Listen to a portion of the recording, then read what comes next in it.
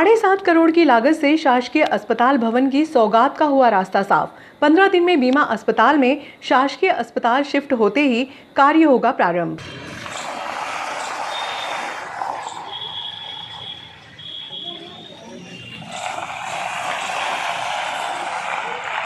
शहर को सर्व सुविधा युक्त 7.5 करोड़ की लागत से शासकीय अस्पताल के भवन की सौगात शहर को मिलने का रास्ता साफ हो गया। लगभग 8 दिन में आधे भवन में शासकीय अस्पताल स्थानांतरण करने की अनुमति मिलने के आश्वासन के बाद कलेक्टर के आदेश पर सीएमएचओ व स्वास्थ्य विभाग की टीम ने गुरुवार को बीमा अस्पताल भवन का निरीक्षण कर स्थानीय स्वास्थ्य विभाग को 15 दिन में अस्पताल शिफ्ट करने की तैयारी के निर्देश दिए। शासकीय अस्पताल को इंगोरिया रोड स्थित बीमा अस्पताल भवन में स्थानांतरण करने में पूर्व विधायक दिलीप सिंह शेखावत व सांसद अनिल फिरोजिया की सक्रियता व मेहनत ने शासकीय अस्पताल को शिफ्ट कराने का रास्ता लगभग साफ कर दिया। गुरुवार को कलेक्टर आशीष सिंह के आदेश से स्वास्थ्य विभाग के सीएमएचओ डॉक्टर संजय शर्मा ने SDM Ashutosh Goswami, BMO doctor Kamal Solanki के साथ बीमा अस्पताल भवन का निरीक्षण किया। इसमें कोविड-19 के समय तैयार किए गए बेड व आईसीयू कक्ष व अन्य कमरों में अस्पताल शिफ्ट किया जाएगा। निरीक्षण के दौरान बीमा अस्पताल के अधिकारियों का कहना था कि बीमा अस्पताल में शासकीय अस्पताल स्थानांतरण करने की प्रक्रिया लगभग पूर्ण हो गई है। 1 सप्ताह में अनुमति आ जाएगी। इसको देखते हुए सीएमएचओ ने बीएमओ डॉक्टर कमल सोलंकी को 15 दिन में अस्पताल शिफ्ट करने की तैयारी के निर्देश दिए।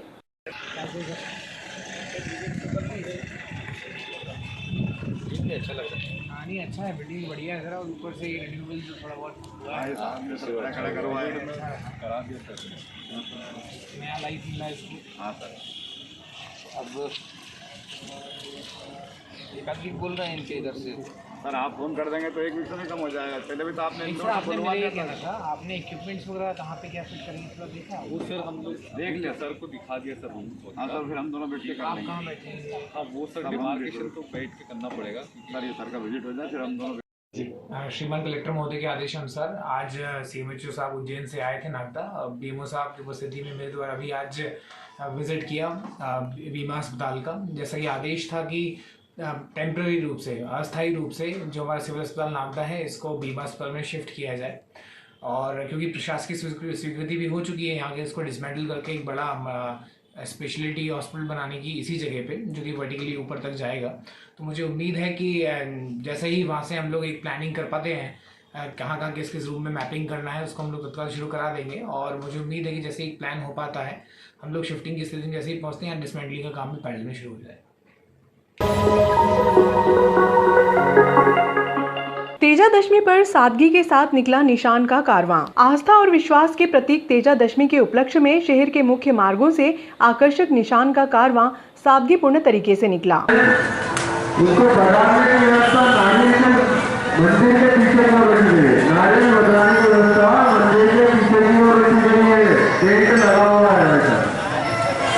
तेजादशमी के उपलक्ष्य में दिन भर शहर के मुख्य मार्गों से मन्नती निशान निकलने का क्रम जारी रहा।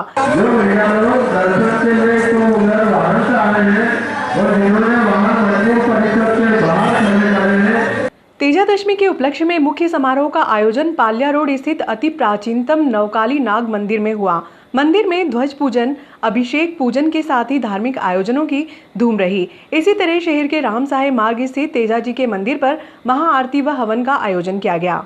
एसडीएम आशुतोष गोस्वामी, सीएसपी मनोज रत्नाकर ने दोपहर में पाल्या रोड पहुंचकर व्यवस्थाओं का जायजा लिया। दूना नागदा स्थित तेजाजी के मंदिर पर भी निशान सादगीपूर्ण तरीके से चढ़ाए गए। शहर के विभिन्न स्थानों पर निकलने वाले मन्नती निशानों का समागम हुआ। इसी क्रम में 56 ब्लॉक स्थित राम जानकी मंदिर के पीछे स्थित तेजाजी मंदिर पर दिन भर धार्मिक आयोजनों की धूम रही।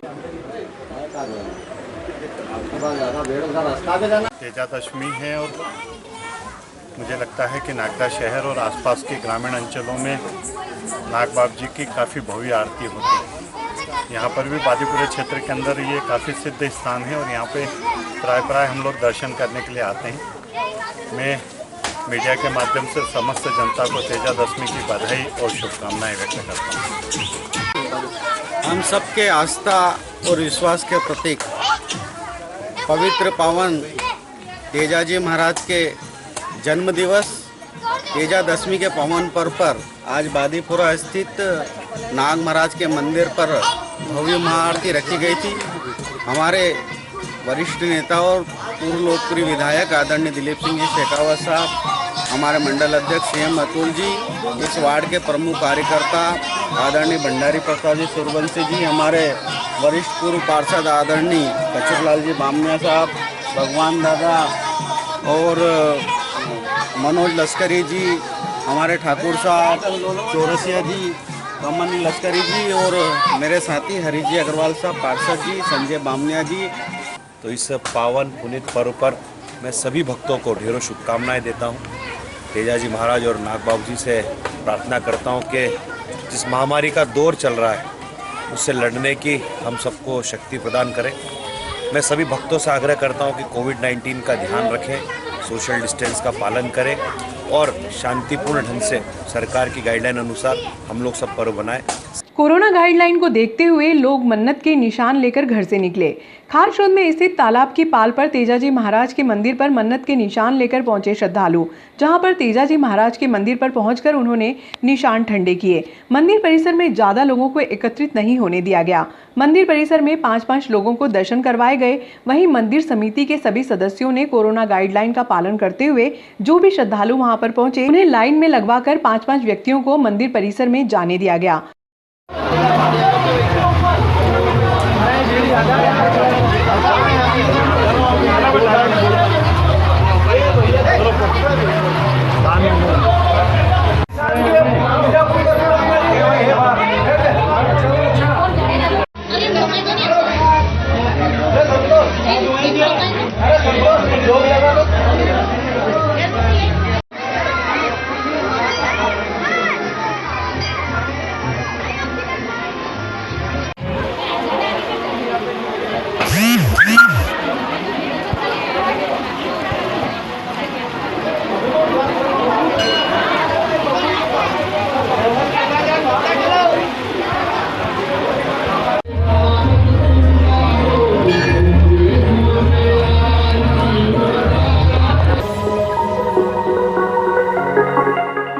बिजली कंपनी के बढ़े हुए बिलों को कम कराने की मांग को लेकर भीम आर्मी ने गुरुवार को SDM को ज्ञापन सौंपा। ज्ञापन में बिजली बिल कम न होने पर आंदोलन की चेतावनी भी दी गई। भीम आर्मी के कार्यकर्ताओं ने गुरुवार को SDM आशुतोष गोस्वामी को ज्ञापन सौंपा।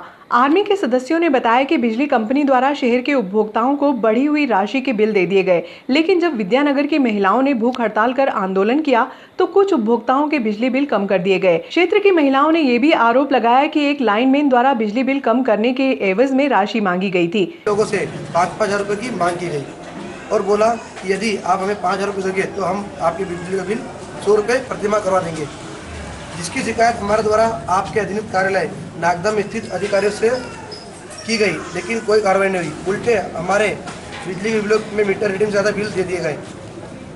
जिसके विरोध के लिए हम सभी महिलाओं के द्वारा चरणबद्ध आंदोलन भी किए गए, परंतु कोई भी उचित कार्रवाई नहीं होने के चलते हम सभी को एक दिन भूख हड़ताल पर बैठना पड़ा, जिस पर SDM महोदय नागदा एवं मंडल के अधिकारियों ने उचित कार्रवाई का आश्वासन दिया, जिस पर हम सभी महिलाओं से बिजली के बिलों को लेकर राशि कम करने बोला गया। परंतु 3 दिवस बाद भी सिर्फ मीटर रीडिंग के आय गड़बड़ी के चलते मामूली रूप से बिलों में कमी की गई। चूँकि मीटर गड़बड़ी की जिम्मेदारी स्वयं विद्युत मंडल की है, न कि नगर के उपभोक्ता की, क्योंकि जब इनके द्वारा मीटर चेकिंग के लिए उज्जैन भेजे गए थे तो इनके द्वारा स्वीकार किया गया कि हमारे मीटरों में त्रुटि के चलते आप लोगों के बिल ज़्यादा आए। अब इसमें प्रश्न ये बनता है कि अगर हम 4 महिलाएं, जागरूक महिलाएं द्वारा की गई शिकायत पर हम सभी के बिलों में विद्युत मंडल के अधिकारी द्वारा 7 से 8 हज़ार रुपये की कमी की गई, तो पूरे नगर में इन त्रुटियों का हर्जाना नगर की गरीब जनता को पड़ रहा है। 2 मिनट। Yes sir. आज विद्यानगर की महिलाओं के द्वारा विद्युत बिलों में रीडिंग को लेकर संबंधी ज्ञापन कलेक्टर महोदय के नाम पर दिया गया है। इसे पीछे के श्रीमान कलेक्टर महोदय को अवगत करा दिया जाएगा, मूलतः उनकी तरफ प्रेषित कर दिया जाएगा। पे ज्ञापन देने का क्या मामला है? मामला ये है कि बढ़ते बिलों को लेकर कुछ बहनें धरने पर बैठी थी, उनके 3 लोगों के बिल भी कम हुए, एक के 3,000 और 2 के 2,500 रुपये कम हुए। तो इनकी मांग है कि जब 24,000 उपभोक्ता है नागदा के अंदर, तो इतनी कितने बिलों में गड़बड़ी होगी, तो हम शासन प्रशासन से और बिजली विभाग से ये निवेदन करते हैं कि आप जो भी आपकी गड़बड़ी है या जो भी आपकी त्रुटियां हैं, आप मीटर चेकिंग करवाइए, लोड चेक करवाइए, या जो भी आप इसमें उचित कार्रवाई कर सकते हैं वो करवाइए, वरना फिर आप और हम आमने सामने होंगे। जय भीम, जय संविधान। रीडिंग जैसे हमने मीटर चेक करवाए थे, उज्जैन की भेजे थे, तो उसमें हमारे 4 के बिल गए थे, वो मीटर गए थे चेक करने के लिए। उसमें 3 के मीटर में गड़बड़ निकली और 1 के मीटर में बिल्कुल भी उन्होंने थोड़ा से भी त्रुटि करके ने कम नहीं किया। तो उसमें हमने ये वापस से आंदोलन करने के लिए बैठेंगे हम भूख हड़ताल पे वापस बैठेंगे अगर हमारी मांग पूरी नहीं हुई और पुरुषोत्तम को सस्पेंड किया जाए। स्थिति भी बहुत कमज़ोर है। हम चाहते हैं कि अभी 8-8, 10-10 हज़ार रुपये बिल दे रहे हैं, तो हम चाहते हैं कि बिल में थोड़ी कम हो, क्योंकि घोटाले हो रहे हैं इसलिए बिल ज़्यादा आ रहे हैं। तो हम चाहते हैं कि इसमें बिल कम हो ताकि इनको कुछ आर्थिक सहयोग मिल पाए। Thank you sir.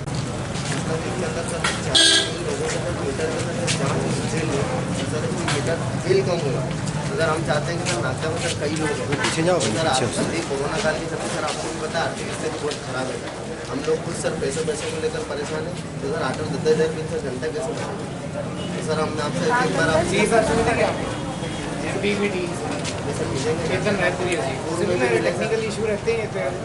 सबसे बड़ी परेशानी सड़क हादसे में घायल नगरपालिका कर्मी के उपचार के लिए पूर्व विधायक के प्रयास से नगरपालिका कर्मचारियों व अधिकारियों ने राशि संग्रहित कर गुरुवार को उनके पुत्र को सौंपी। इस दौरान भाजपा कार्यकर्ता व नगरपालिका कर्मी भी मौजूद थे। बेटी की शादी कर घर लौट रहे नगरपालिका के वाहन चालक नवीन डालचंद सिसोदिया की सड़क हादसे में घायल होने पर गुजरात के निजी हॉस्पिटल में भर्ती करवाया गया। परिवार की आर्थिक स्थिति ठीक न होने पर वाहन चालक के परिजनों ने पूर्व विधायक दिलीप सिंह शेखावत को अवगत कराते हुए आर्थिक सहयोग की बात कही। शेखावत ने मुख्यमंत्री शिवराज सिंह चौहान से मदद दिलाने के लिए चर्चा की, लेकिन मामला अन्य प्रदेश का होने पर समय लग रहा है। ऐसे में शेखावत ने त्वरित मदद के लिए नगरपालिका के सीएमओ CS जाट से आग्रह किया। सीएमओ ने मात्र 12 घंटे में 60,000 रुपए की राशि संग्रहित कर ली। गुरुवार को नगरपालिका कार्यालय में 60,000 रुपए की राशि वाहन चालक की पत्नी लक्ष्मी सिसोदिया व पुत्र जसवंत सिसोदिया को सौंपी गई। नगरपालिका की सेवाएं विशेष सेवाओं में आती है। आप प्रस्ताव करके यदि उसके अस्पताल का खर्च ज़्यादा आ रहा तो आप नगरपालिका निधि से उसकी मदद कर सकते हैं। ऐसा आपके प्रावधान में भी मैंने 71,000 रुपये का पेमेंट बॉम्बे हॉस्पिटल में करवाया था। हमारा कर्मचारी था, वो कचरे की गाड़ी में चलता है। सर जेडी साहब चर्चा कर लोगे सभी।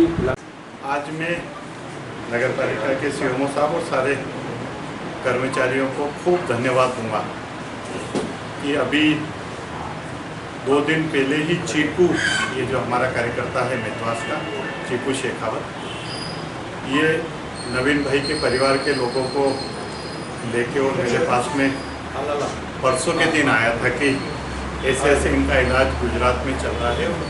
मुझे लगता है कि इलाज चलते हुए शायद 1-8 महीना हो गया। पहले वो इंदौर से फिर गुजरात गए।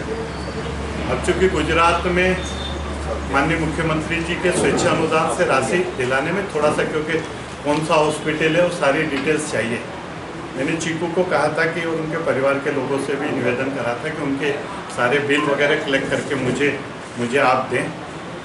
वो बिल वगैरह अभी चीकू का फ़ोन आया था कि वो बिल वगैरह हमने कलेक्ट कर दे, उसकी वो स्वस्थ और उसका इलाज पर्याप्त हो जाए। उसके लिए मैंने माननीय मुख्यमंत्री जी से भी चर्चा करी और अन्य जगह भी मैंने करी है। पर सबसे बड़ी प्रसन्नता का मेरे जीवन का एक ये अंग है कि मैंने कल ही सीएमओ साहब को बुलाया था, बुला के कहा था, आग्रह करा था, क्योंकि अपने साथ में अगर कोई कर्मचारी काम करता है और साथ में काम करते हुए उसका काफ़ी गंभीर एक्सीडेंट होता है, ऐसे में अगर हम थोड़ा थोड़ा मदद करेंगे तो मुझे लगता है कि उसके जीवन में एक नयापन आएगा।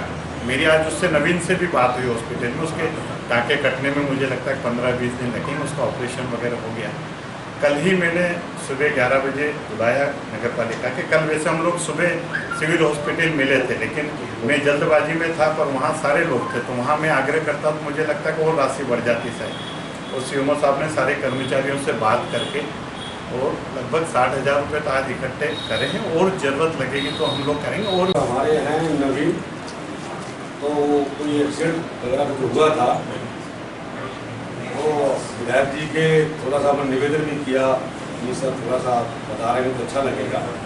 विधायक जी ने बोला कि थोड़ा इनका सहयोग करो, तो सब हमारे अधिकारी कर्मचारी वर्ग ने 60,000 रुपये एकत्रित करके और हम विधायक जी के माध्यम से थोड़ा उनको परिवार को देना चाहते हैं, इसीलिए आप लोगों को बुलाया। धन्यवाद। प्रधानमंत्री नरेंद्र मोदी के जन्मदिन की पूर्व संध्या पर वार्ड क्रमांक 2 में पूर्व नगर पालिका अध्यक्ष गोपाल यादव के मार्गदर्शन में मुक्तेश्वर महादेव मंदिर परिसर में सफाई अभियान चलाया गया। बस बस बस अरे बस बस बस अरे बस हाँ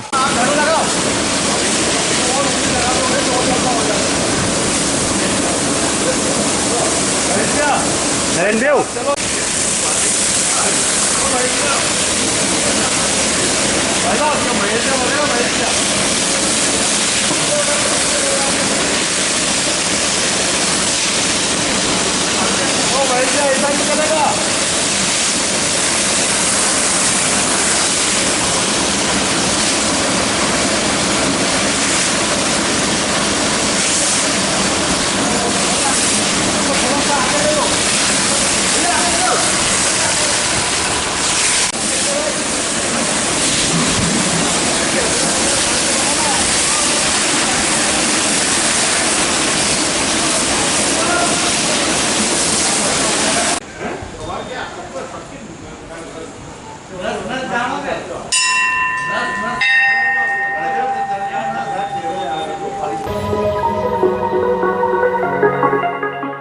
नागदा व्यापारी संघ के तत्वाधान में गुरुवार की रात्रि में जवाहर मार्ग स्थित गणेश मंदिर पर महाआरती का आयोजन किया गया।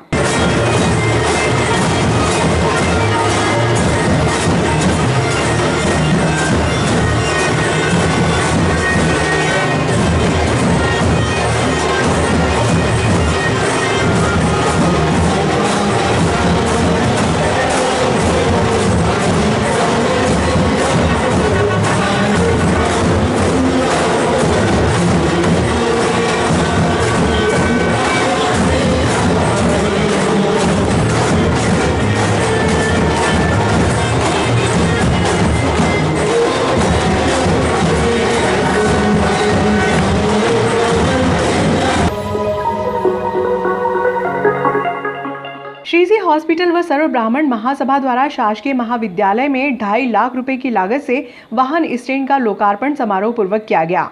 समारोह में अतिथि के रूप में एसडीएम आशुतोष गोस्वामी, सीएसपी मनोज रत्नाकर ने शिरकत की। अध्यक्षता डॉक्टर अनिल दुबे ने की।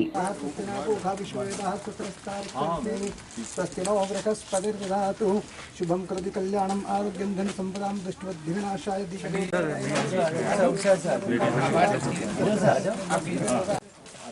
हाथ लगा लो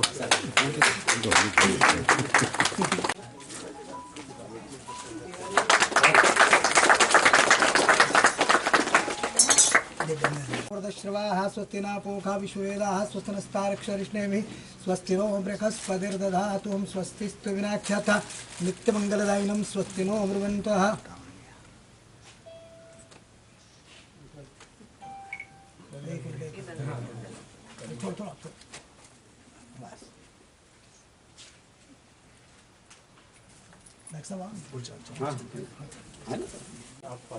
हाँ भाभी बोलिए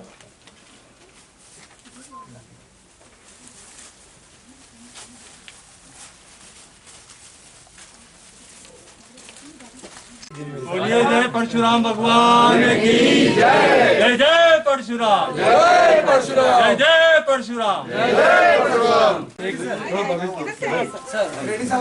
आइए सर, आइए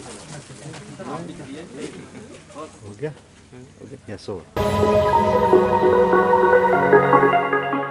किसानों की समस्याओं को लेकर भारतीय किसान संघ आया मैदान में। भारतीय किसान संघ तहसील खासरोद द्वारा ज्ञापन दिवस के अवसर पर अनुविभागीय अधिकारी पुरुषोत्तम कुमार को प्रधानमंत्री व मुख्यमंत्री के नाम 24 सूत्रीय मांगों का ज्ञापन दिया गया।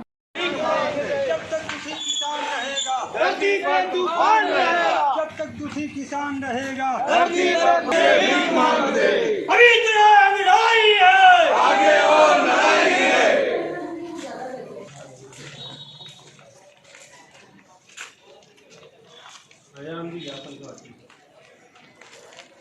जो भी अपनी स्थानीय समस्या के बारे में, वो जो राष्ट्रीय समस्या उसके बारे में भी आज हम महोदय को ज्ञापन घोषित कर रहे हैं, जिसका मैं वाचन कर रहा हूँ।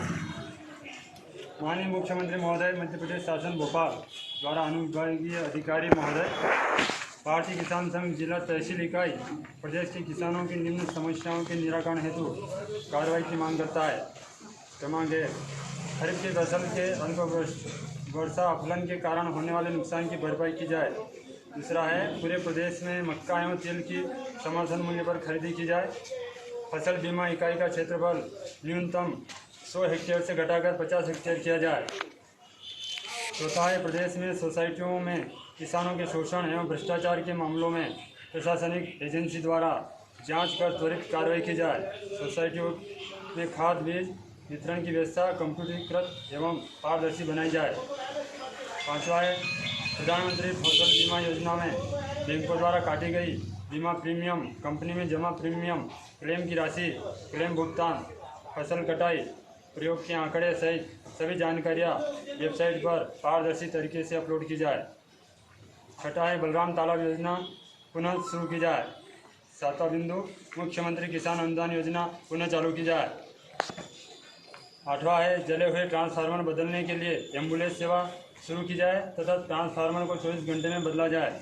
और जो ट्रांसफार्मर ओवरलोड है उन्हें अंडरलोड किया जाए, जिससे कि किसान भी मोटर नहीं जले और कंपनी का भी नुकसान न हो। ओवरलोड और ट्रांसफार्मर के कारण कंपनी का भी बहुत नुकसान होता है। सब्जी में आड़त प्रथा बंद की जाए तथा नीलामी मंडी प्रशासन द्वारा की जाए। 10वां है, प्रदेश में जैविक कृषि बोर्ड का गठन किया जाए, जिससे जैविक कृषि करने वालों को फायदा मिले। 11वां है, प्रत्येक जिले में खाद बीज दवाई की जांच के लिए लैब स्थापित की जाए ताकि किसान नकली सामग्री खरीदने से बच सके। 12वां है, फसल क्षति का पारदर्शी सर्वे कर उसकी एक प्रति किसान को उपलब्ध कराई जाए। और एक और है, घोड़ा रोज जो रोजड़ा बोलते हैं अपन, ये जानवरों की तादाद बहुत ज़्यादा हो गई, फसलों को नुकसान पहुंचा रही है। तो हमारा विनम्र निवेदन है कि उनकी नसबंदी की जाए ताकि उनकी संख्या न बढ़े। अगला बिंदु है, कृषि यंत्रों पर अनुदान एवं कोटा बढ़ाया जाए। गिरदावरी के लिए ऐप बनाया जाए जिसमें किसान अपनी फसल की जानकारी अपलोड कर सके। 15 नंबर, भारत सरकार एवं राज्य सरकार द्वारा किसानों के लिए घोषित योजनाओं के सफल संचालन के लिए जिला स्तर पर किसान प्रतिनिधि के साथ निगरानी समिति बनाई जाए। 16 बिंदु, किसानों को दी गई राहत राशि अथवा बीमा की रकम सीधे किसानों के बचत खाते में डाली जाए।